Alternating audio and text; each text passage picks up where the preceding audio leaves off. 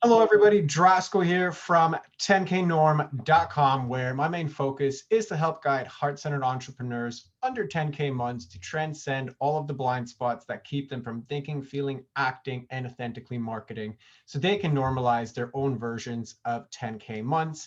And today's episode, we have a real talk segment where I bring in a heart-centered entrepreneur on their way towards their own 10K norm, and we have some real talk about what's currently their biggest challenge towards their 10K norm. And in that conversation, we're going to explore who they are, why they do what they do, and then live on the call, I get to help them get out of their own way on a challenge that they're currently experiencing towards their 10K norm. And today's guests, we have Lynn Erasmus. Did I pronounce your last name Erasmus. correctly?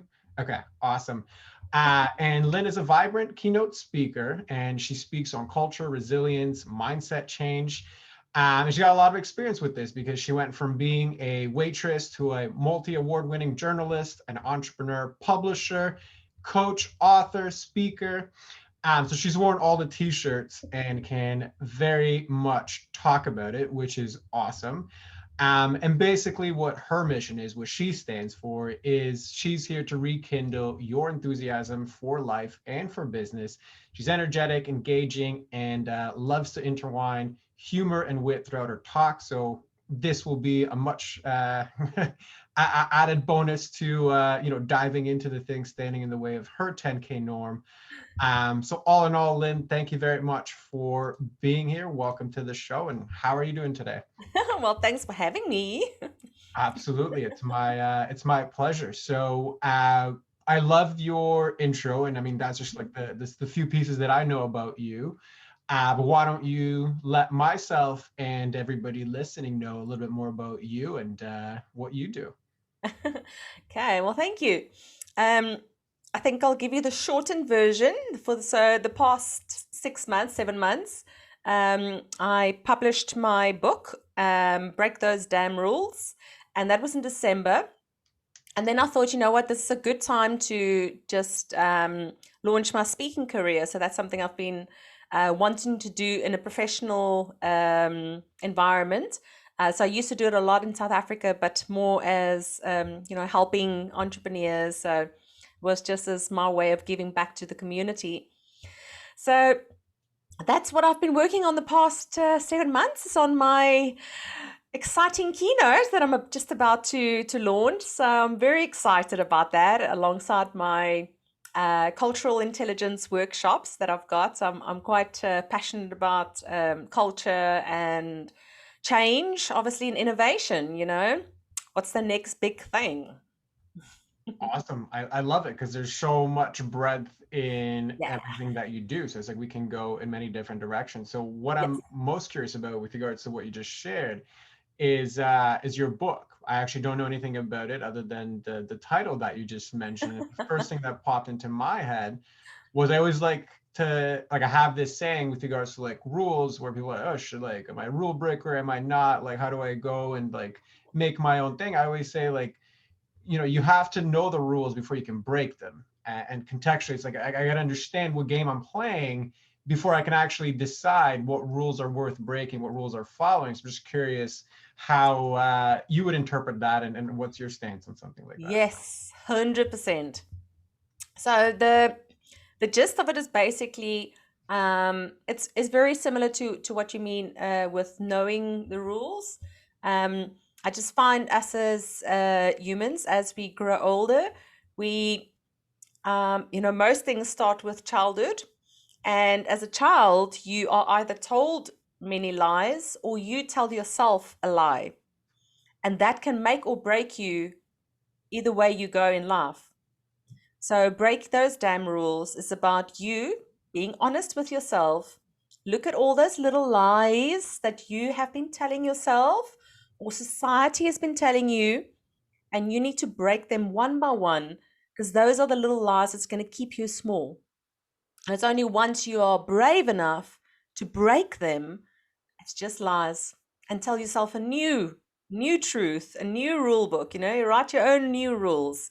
Then you are ready to, break free from what's been holding you back and step into your power.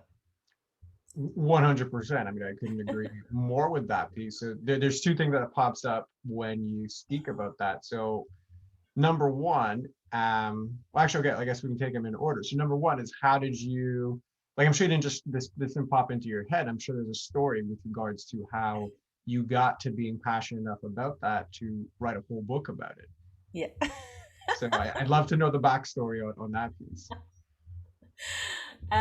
Okay. Well, it was okay. So I'm from South Africa, and last year, no, 2019, we moved to the Netherlands, and it was quite hard for me. It was quite hard to leave behind, all my family, my friends, my beautiful network, all the businesses that I've created and the net. It was really hard for me. And that's when I had time on my hand, and I thought, it's a good time to just purge. So that was what it was all supposed to be, just a purging, nothing more. And then it was like 50,000 words later. It's like, okay, hold on. This is no longer a purge. This is a novel. So I started to take it a bit more seriously and restructure it into chronological orders. So it's a memoir slash self help book, shelf help books. Yep. um, so it's uh, it starts from when I was small. So I was 5 years old when my mum committed suicide, and it really influenced me in a like obviously in a very big way. Um, and then obviously the subsequent effects of that, of what I had to endure after that. So that's basically what it was about. It was me telling myself a lie. I told myself that I'm not worthy, I'm not good enough, I'm not worth loving. If my own damn mother doesn't even stick around to love me, then surely there must be something wrong with me. And it took me on quite a self-destructive path where I always seeked attention in the wrong places. I seeked love. I seeked affirmation and acceptance. And obviously, you do things that you're not supposed to do to get that acceptance from people. Um, so yeah, it took me quite a long time to break those little rules, those little lies that I've been telling myself, and that's my journey. How I broke it and how I set myself free, and I became unstoppable because for once I loved myself, and I didn't need to go and seek other people's opinions and their approval, and no, I just don't give a damn. If you don't like me, tough. If you do, awesome.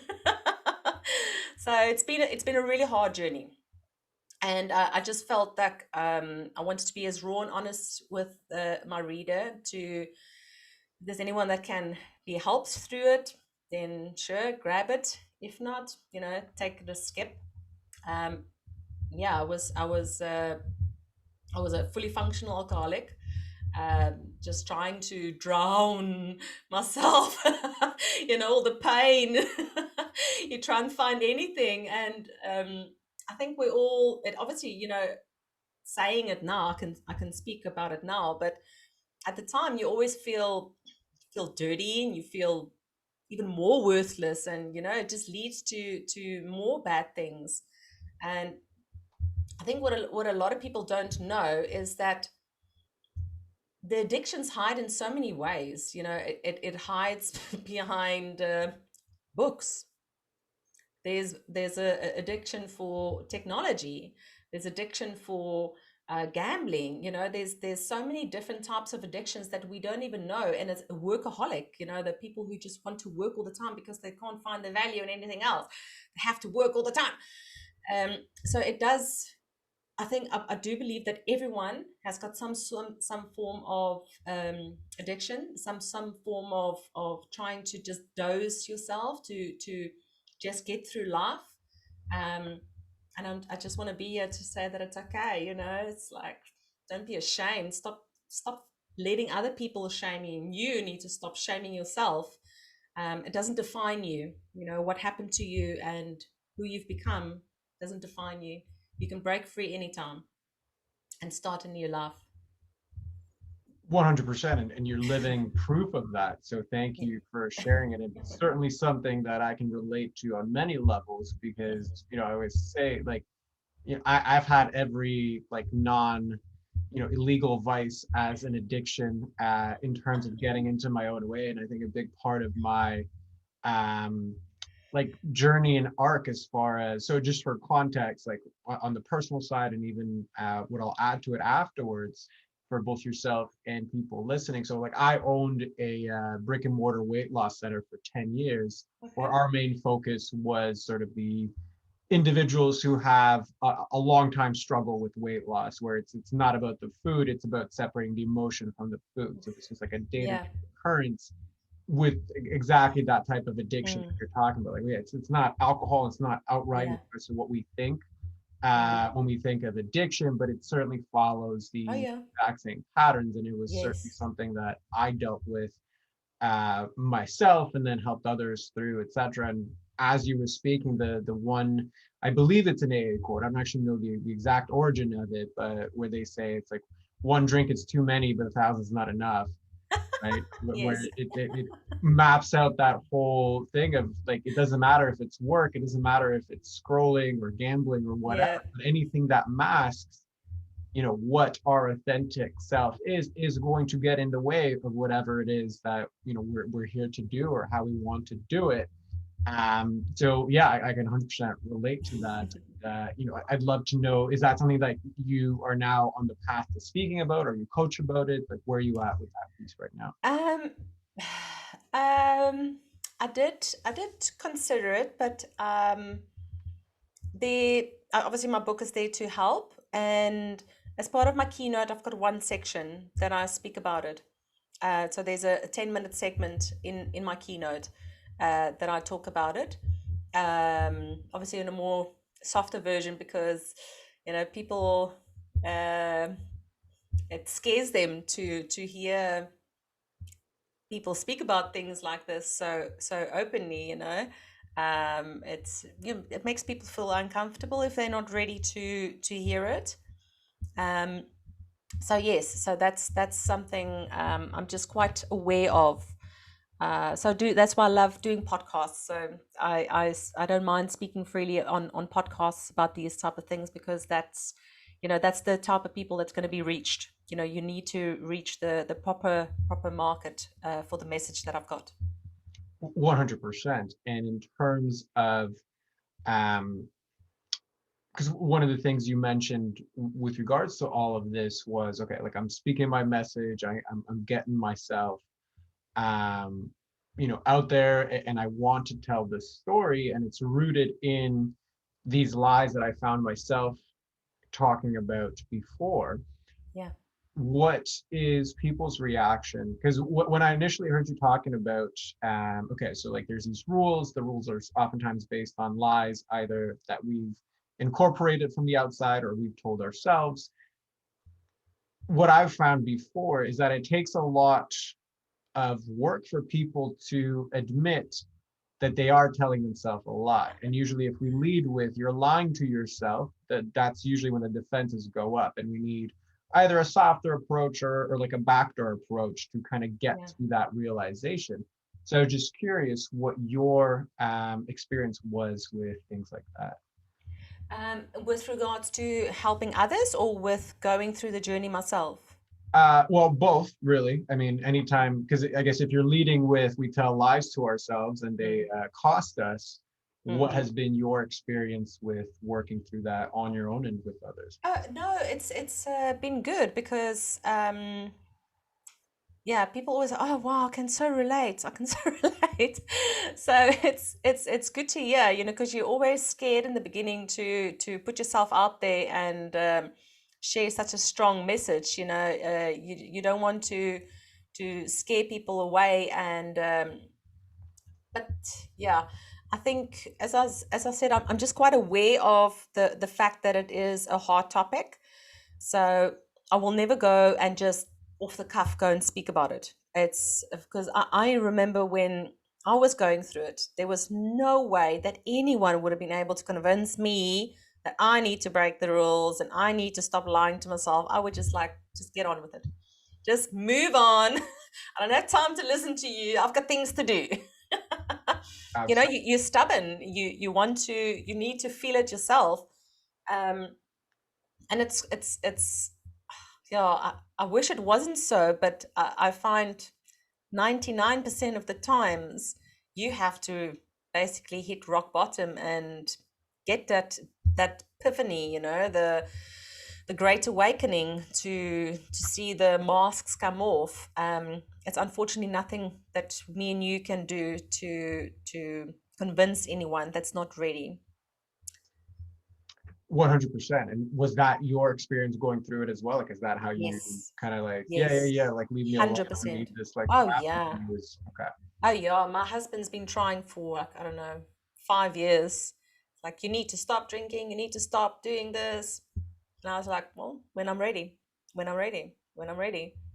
You know, it's doesn't matter who it is, who tells you, you got to be ready. So, Yeah, yeah. We can't change anybody else. Like we can you only change I ourselves. mean, you know how hard it is to change yourself. Yeah, 100%. So yeah, I mean, perfect. And I think in that case, knowing what you know and the experiences that you've gone through and writing a book and knowing how these stories and narratives and lies can influence us, when you look at where you're at right now, what do you feel like is your biggest obstacle towards your 10K norm? Um,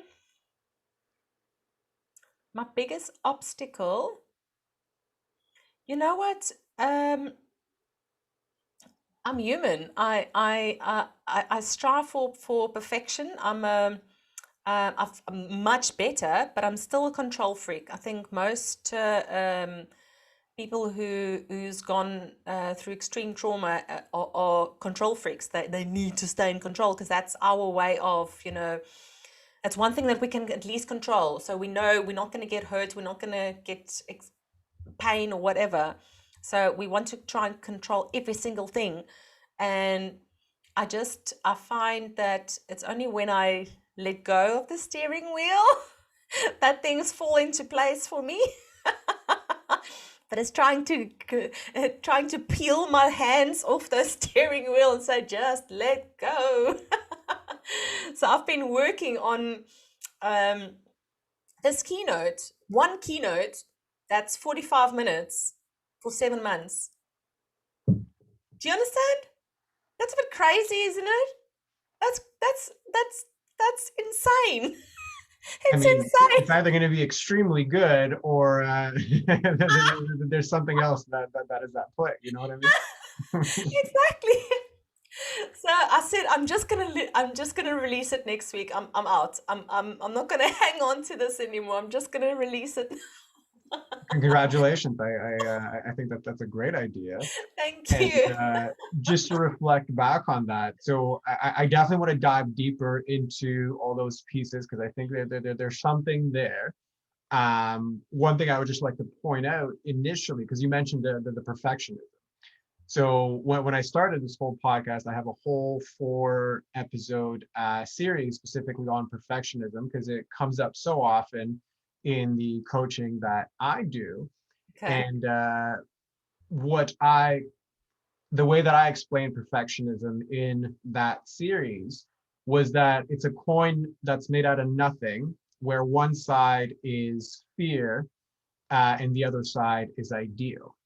Uh, And I'm assuming you haven't listened to it, but I would just like to know how does that land for you without the context or with whatever context you may have. it's exactly how I feel because I've got the huge aspirations, you know. I've got my dreams scare me every day. As they should. So I'm not risk adverse at all. I always go for bigger, better. It must be always the biggest thing. But at the same time, when you've put in so much time and effort and your soul into it, then obviously you're scared. You're scared that you put it out there and that everyone's like, oh, well, that was average. You know, it didn't quite hit the spot. So yeah, I'm obviously scared that people are gonna say, "Oh, it's not that great." So go back and try again.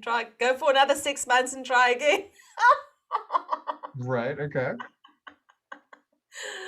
Uh, Got it. And I'm just taking some notes here. So, okay. So there's a few different areas that I would like to kind of go down. So, are you okay if I just ask some clarifying questions yeah. about the different pieces?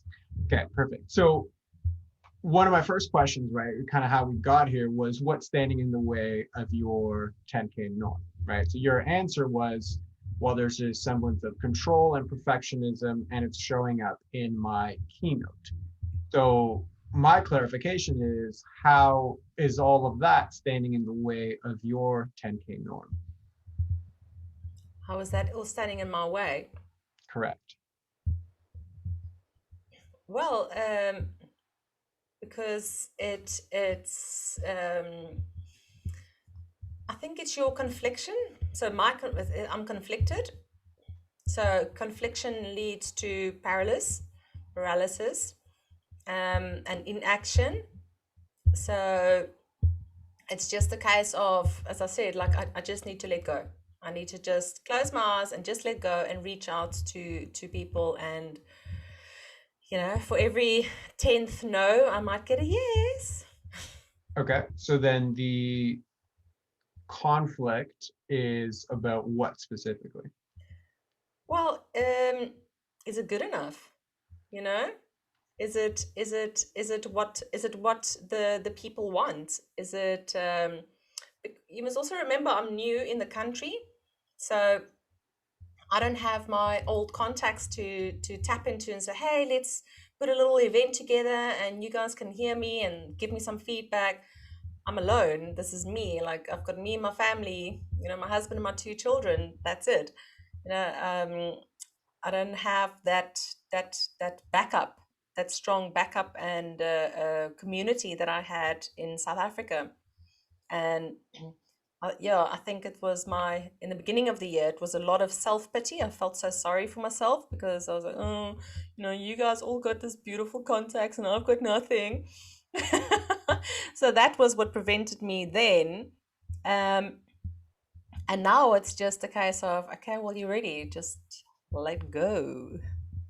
Okay. And then the letting go would be to release the keynote. Is that correct? Yes.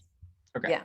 Got it. So with regards to the narrative on the contacts, so one of the things you mentioned multiple times was, I'm not sure if the keynote is good enough. That's why I've been stalling for like releasing it.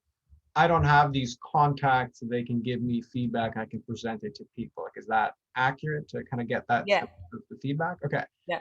Um, you have contacts in your old home. Yeah.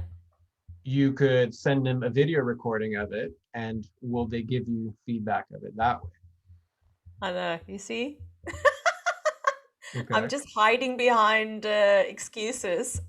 Okay. Fair enough. So then what would be the excuse that's coming up for you there? Uh, are they going to have time to sit through the whole thing? And are they actually going to watch it? Are they So going to be I honest would and argue that tell the me? justification of the original excuse, right? Because now it's not they don't have contacts. Now it's do the contacts have time? I know. Kind of like another version of the same thing. So what is the actual excuse that you internally resonate with?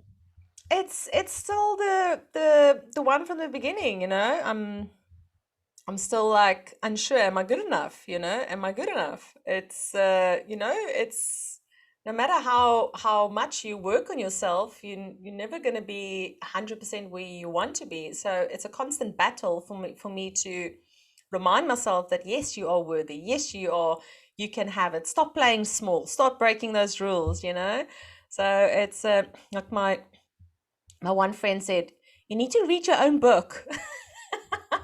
Yes, Because we our love advice is dishing out often the hardest. advice. Yeah, 100%. Our advice is always the hardest to take, Yeah. but easy to dish out. Yeah, 100%. So on that note, what personal rule or what personal lie are you telling yourself?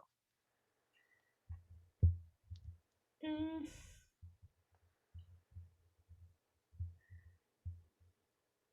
I think it's just this. Yeah, it's the one of no.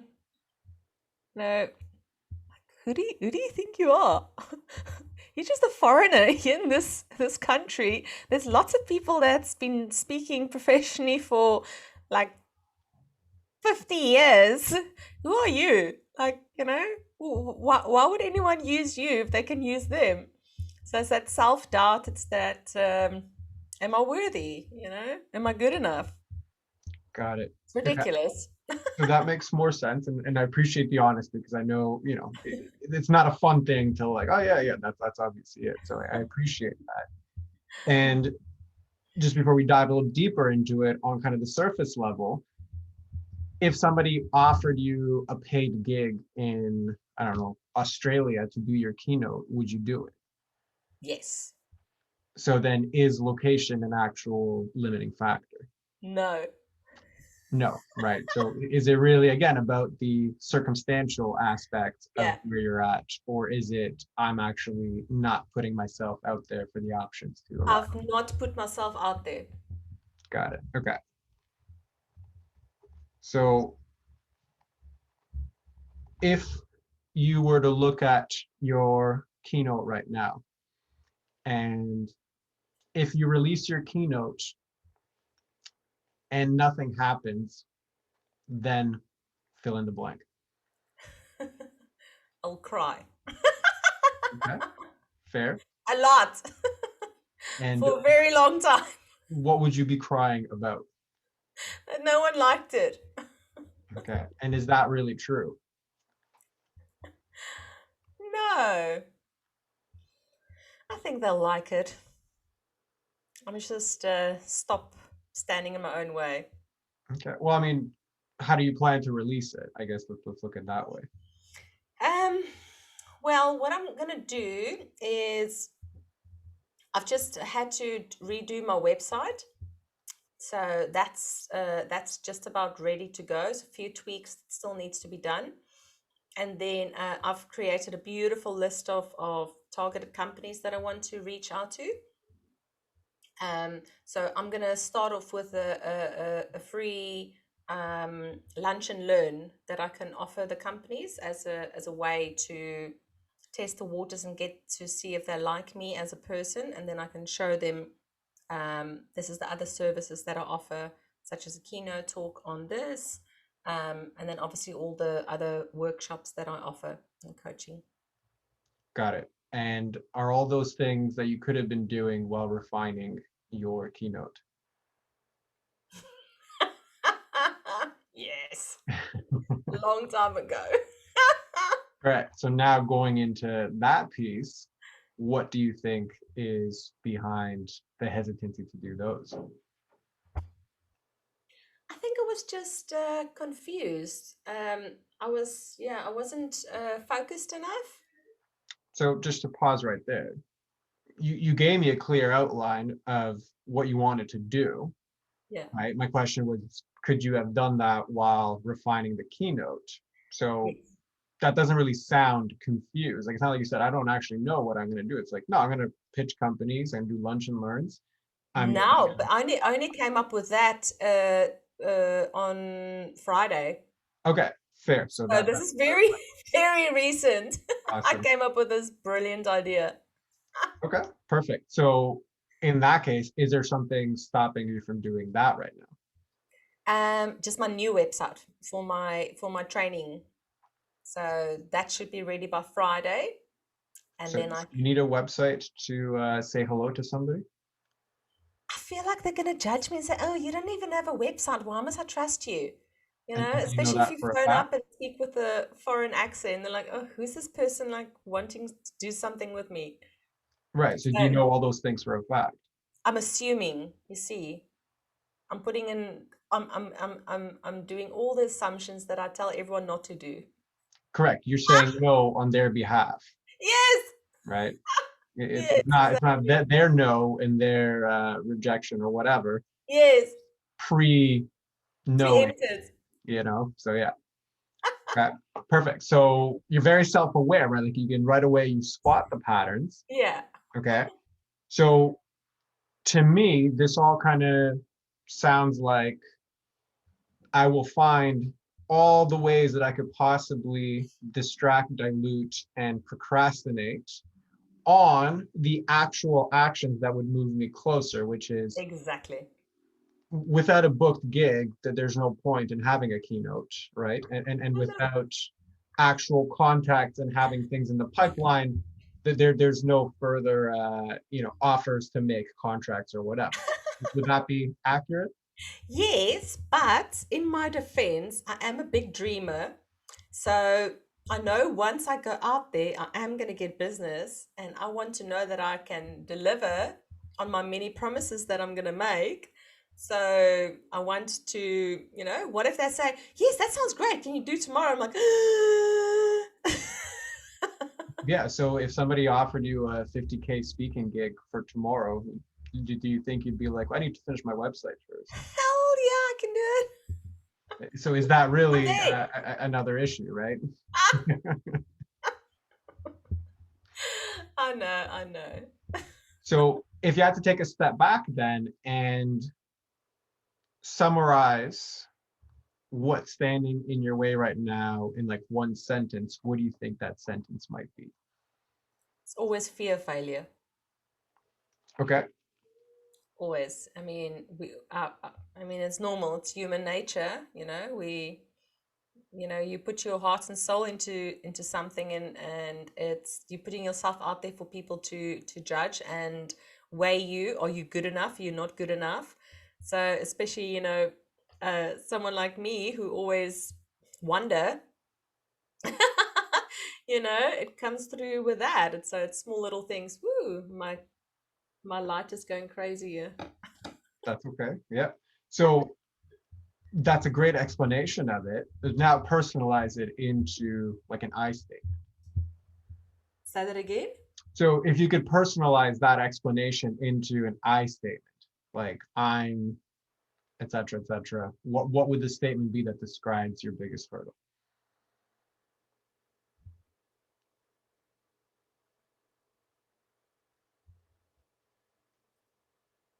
Um, I don't want to be average. I don't want to be average. Is that was that it? Yeah. Okay. And does that feel true? Yes. I hate being average. Okay. My So biggest fear. if you were average, Oh my God, no! Kill me! then fill in the blanks. Well, what does that actually mean about you? I must just die. I Okay. can't be. I can't be average. That's ridiculous. Okay. So I For don't other want to people, be average means that, and then fill in the blank. I don't want to be average. So if you had that same, so I don't want to be average, but we're going to dive deeper into what your interpretation of that is, because I can interpret it one way and somebody else can interpret another way. What's important is how you would interpret it. So I don't want to be average means that you fill in the blank. I don't want to be average because it means that. Um, because then I'm not exceptional, and I want to be exceptional. Okay. So I don't want to be average means Yeah, that I'm not exceptional. yeah. And if I'm not exceptional, then what does that mean? Because it's the whole thing of you want to. For me, it's a case of I feel like I need to be important. For me, importance mean that I have power, I have control, and that means no one will ever be able to hurt me or humiliate me.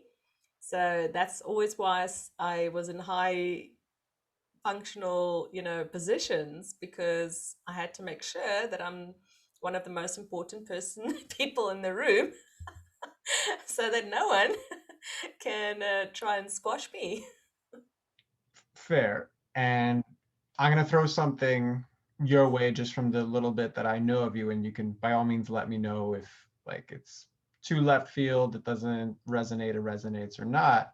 But I have to be exceptional. I have to be important. I have to be in control. I have to be the life of the party. Otherwise, my mom is going to leave. Exactly. Exactly. How does I that mean, land and feel? I know it. I mean, it's my thing. It's like something I fight every single day, you know. I know these things. So it's like constant battle to convince myself that it's not true. It's just little lies. You need to break those rules, you know. But it's a everyday practice. It's not you just wave your magic little wand and I'm gonna be fixed. You know, it's a journey. You know, it's a process. 100%. And I appreciate your honesty in it, because I know it's like it's a deep wounding. So I'm not taking it lightly, Sure, your sure. acceptance of it. What I would want to reflect back to you is your awareness of it doesn't always translate to your growing up or growing out of it, right? Like it's one thing to wake up and realize this is the root of it. It's another thing to grow up and work through the multitude of different iterations where it's going to show up. And right now, it's actually showing up in I have these desires, I want to press the gas and go towards them, but I keep pressing the brake because these narratives rooted in this thing keep popping up. Yeah. So my question to you then is it really about going back to the root, or is it about addressing the narratives as they stand right now? Dressing the narrative. Yeah, My I would goodness. agree with you, because it's what's present right now, and it's what's stopping you going forward right now. Yeah. Mm. So in that regard, this whole need to, I don't want to be average, I need to be exceptional, I need to be important. If you had one statement that would sum them all up, that does something come to mind? It's I'm enough, Okay. you know? So is that what you want it the statement to Yeah. be, Because or how the truth of the statement and the sentiment actually feels right now? no, it's such I'm 41 years, so for like 38 for 37 years or whatever, I've been telling myself the same thing over and over every single day. You know, it's only since 2017 that I started breaking the rules, you know, that I started telling myself a new truth. But I mean, it's for more than 30 years, I've got the same thing I've been telling myself every day. You know, it's hard to break that habit. It's hard to get unstuck. It's hard to um I know what I need to do, and I know that I am worthy. I know I love myself. I've got a deep, deep love for myself, but it's still a case of the underlying um, judgment. Hmm. Still got an underlying like and a fear, obviously, that um, maybe I've been telling myself another new lie. Maybe I'm not as great as I thought. Maybe I'm not really that amazing. Maybe I'm not really that worth loving. Maybe it is that other truth that you've been telling yourself, you know? So it's a constant. You don't want to be in here. It's a madhouse in here. Absolutely. And I would reflect back to that the reality is all of these aspects, all of these narratives are just different iterations of the same thing, right? Yeah, I don't want to be average. I do, like, I have to be exceptional. I have to be important, yeah, right? Maybe I'm not, like, each of those individually is its own narrative that is right now stopping you from moving forward, right? Because as we sure. discussed at the beginning, you have clarity in what you need to do, at least, options to explore Yes, and see how they yes, relate. I've spent 7 months doing this thing that yes. realistically I probably could have done in, up to 3 months or however long it would take you to do Hello. it, right? So there's a lot of kind of wasted, diluted time Yes. because of these narratives. So if you're cool with it, I would like to dive deeper into one and see if we can turn it around, if you're okay with Sure. that. Okay. Okay. So let's stick with the one that initially came about, which is I don't want to be average. Okay. How does that one feel for you right now when you hear it reflected back? I always laugh at it because you know, it's my truth. It's just who I am. It's just, yeah, I always strive for perfection. I always want to be exceptional. Right. So if I was average, then fill in the blank. What would that mean for you and your work? That's no life worth living. Okay. So I don't want to be No, no. average because then I'm not living a life worth living. Like, is that how you Yeah. did it? Okay. I'm not living a life worth living. I'm just going to take these notes because I'm going to refer back to this. So I don't want to be average because then I'm not living a life worth living. Yeah. That feels true to you right now. Yes. Okay. Is that objectively 100% true all the time?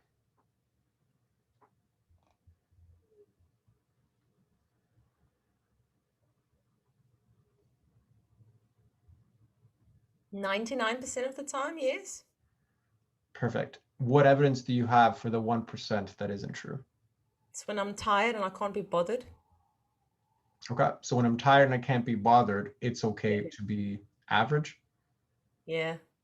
It's Okay. like So one, I allow myself 1% to be average. life is worth living when you're tired. No, that's even worse. Okay. I hate being tired. Okay. So is there any evidence that you can find where you enjoy life doing or being average at something?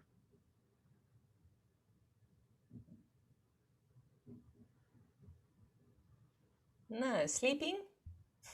Okay. You're an average sleeper. I'm an average sleeper. Okay. And is that okay? That's okay. I can live Okay. with that. You're not going to die if you're an average sleeper, not an No, I'm not exceptional gonna sleeper. die this time. Okay. I'm glad you're not going to die if you're not an exceptional sleeper. Are you an exceptional world-class driver? Oh yes, I am. Okay, great. Yeah. Anything else that you're average in? Patience. Okay. Very And average patience. you have very average patience. So Very average. you have a threshold for the BS you're gonna like willing to take. Is that true? Yeah. Okay. Is life over if you have if you're not Mother Teresa as far as patience is concerned? No. Okay. Is life worth living with average patience? Yes. Okay. Anything else as far as evidence that you can find in your own life where just being average is okay? No. Okay. So when you look at that statement in its absolute form, right? I don't want to be average because then I'm not living a life worth living, or sorry, I'm not having a life worth living. Is that absolutely objectively true all the time? Yes. Okay. So it went from 99 to now 100. Well, except for that 1% when I sleep. Right. Well, and And when I'm also for tired. patience. So anytime you're asked to have patience, you're also average, Yes. and you can also Yes. enjoy living life at that point. Okay. Yes. And are your kids exceptional all the time? Um, Do they ever have they're above average? average, well above. Good. And do they have any averages in terms of grades, in terms of performance in sports or hobbies, or they're exceptional across the board in behaviors and everything No, they do? but I don't judge them like that. Okay, so the standards differ for them, but not yourself. Yeah, of course. Okay, so if you're gonna live authentically and have the same standards, you want to walk your talk as far as your kids are concerned, would that be true? Look, it's an in-house joke. It's like they know if they really want to insult me, they just call me average. It's and yeah, it's just a thing. Yep, that's totally fine. Um, so again, going back to the original statement then, is it 100% true at all times in all instances? No. No. And how do you react when you think the thought, I don't want to be average because then I'm not living a life worth living? How do you feel? How do you react? What do you do? For me, it's just funny. I don't put too much meaning into it. It's just my So you don't put um, a lot of meaning, but the need. ongoing joke in your family is they just have to call you average if they want to get you going. Yes. Okay. Is that really an accurate statement in that case? Yeah, I mean, it's just, we all got our flaws. That's my flaw. Right. But it doesn't have a lot of feeling. It's just everybody that's close to me in my life knows this little thing about it, but it's not a big deal at all. Yeah. Okay. Well, I mean, who's the easiest person to lie to? It's usually ourselves, right?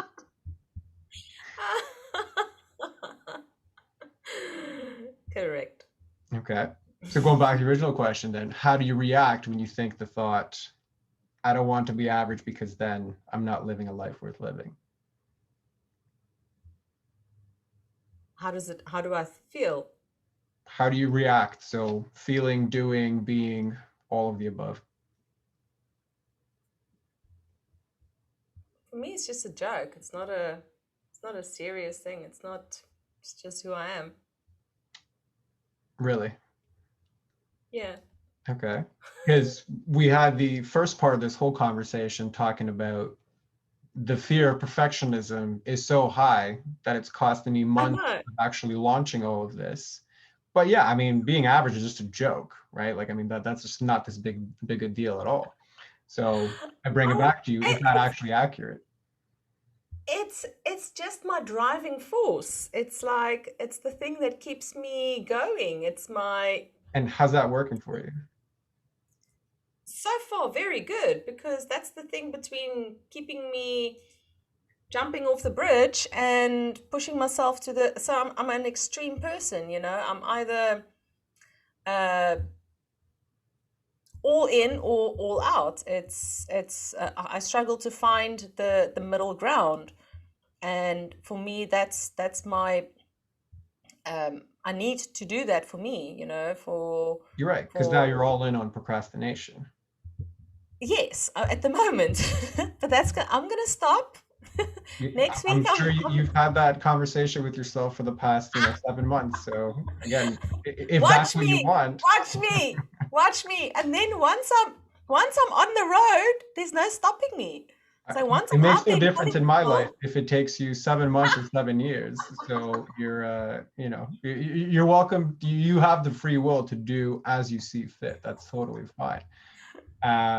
What I'm prompting you to see, what I'm prompting to reflect back at you, is how much you resist the acceptance of the truth and the subsequent, we're going to use your terminology here, the lie, right? You are fighting tooth and nail to hold on to this need. And I would say the wounding of, I cannot be average, right? Your defense mechanisms, right? Like humor is obviously part of it, right? Like it's easier to laugh than to cry, right? I keep narrating all these stories that just jump around the issue of, I don't really want to let go of this need to be exceptional. When the reality is, everything you've described at the beginning is actually reflective of you living a completely unexceptional existence in comparison to what your potential actually is. So I know that was a bit direct, but how does it land for you? And you're welcome to tell me to, f off if that's what's coming up. I don't look. I see what you're doing, and it makes sense, and I know it's wrong. It's not like it is terrible. It's a bad thing. Um, like I tried to let go. I let go of that. It was March, April, April, and I was just like, okay, I'm really gonna try this thing of being average. I'm just gonna let go of pretending that I want to be exceptional and I want to just have a go. You know how deeply depressed and without meaning and purpose I have been for 2 months, just wandering around like, oh, I'm just average. It's just who I am. Like I'm not gonna be exceptional. And it's it doesn't suit me. It doesn't it doesn't bring me any happiness. It doesn't bring me any joy. It might be fake. It might be superficious, super what's the word? Is it superficious? Superficial? Is that what you mean? Superficial. Um, but yeah, I see it as just I take one step at a time.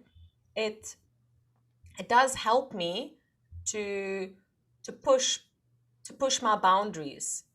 So I get things done. You know, I get things done in a much quicker and better way. Like I've done like so much more than like 90% of the population, like what I've achieved in my short life.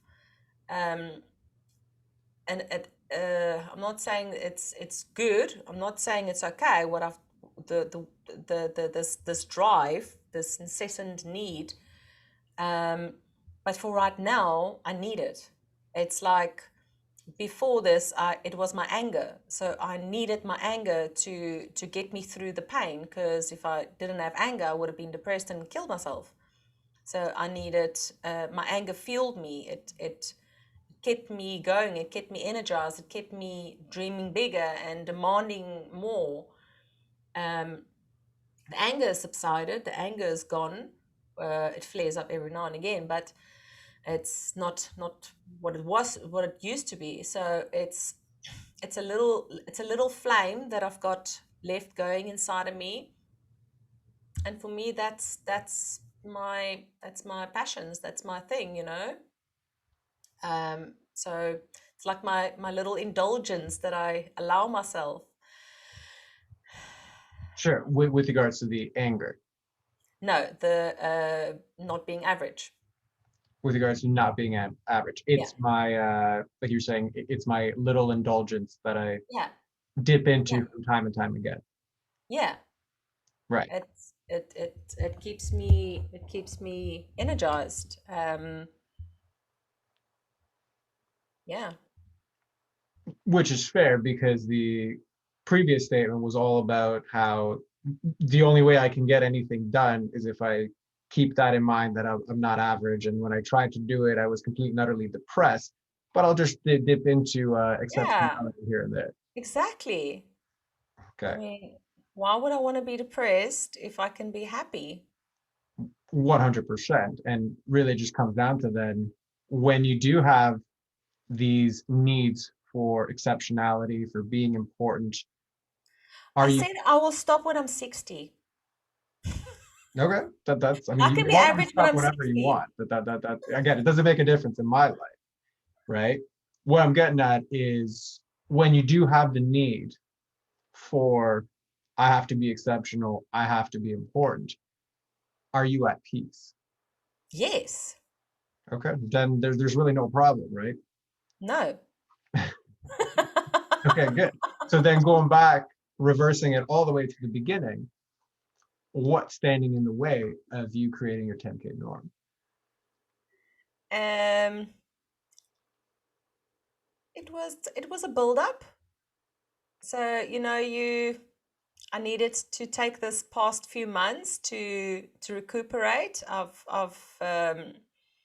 It's been a rough past few years. It's been really, really rough. You know, I immigrated between three different continents in a space of 5 months. We had a home invasion before we left South Africa.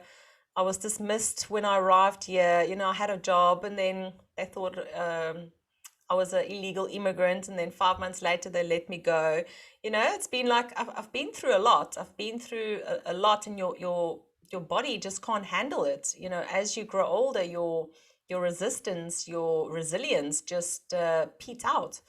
Um, and that's why I'm guarding my energy so fiercely, because that's my driving force. I'm a naturally energetic person, but we all have dips and we all have our lows, and I also need to be patient with myself. So that's my biggest thing, is that I, as you can obviously know, I drive myself very hard. I push myself very, very hard.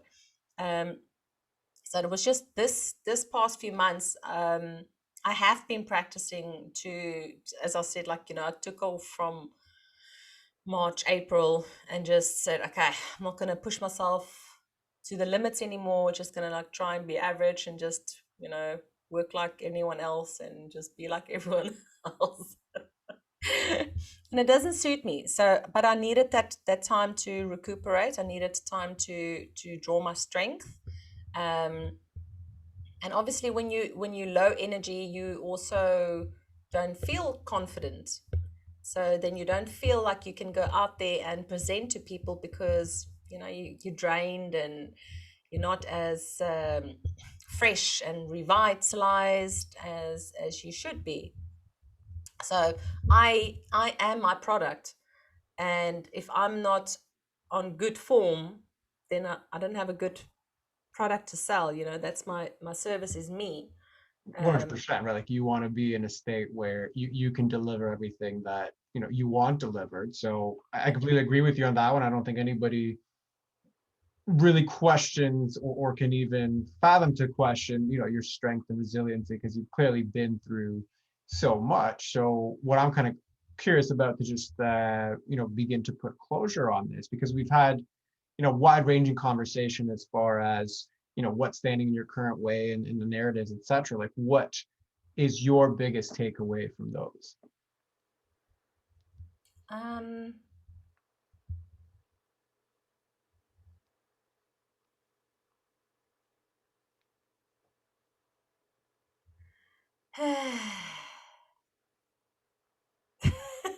it's a few things. Sure. um I think the most important one for me was just to, yeah, I say that I don't drive myself, but I have, I do. So it's just to lighten up the load again, just to do a little bit of a check-in, and calm down on that, and to put all those fears and those assumptions, pack them away, and go out there and release what I've been working on, to stop worrying about what other people are going to say. If they don't like it, surely there must be someone who will like what I've got. Um, so yeah, just to stop hiding behind all the little excuses, and to go out there and just release it. 100%, because I think you have a story that a lot of people can relate to, and will need that beacon with. So I 100% support that. So does that feel um does that feel like closure for you as far as the things we dove into today? Yeah, it's been really fun. Thank you. I've never been so challenged, so thank you.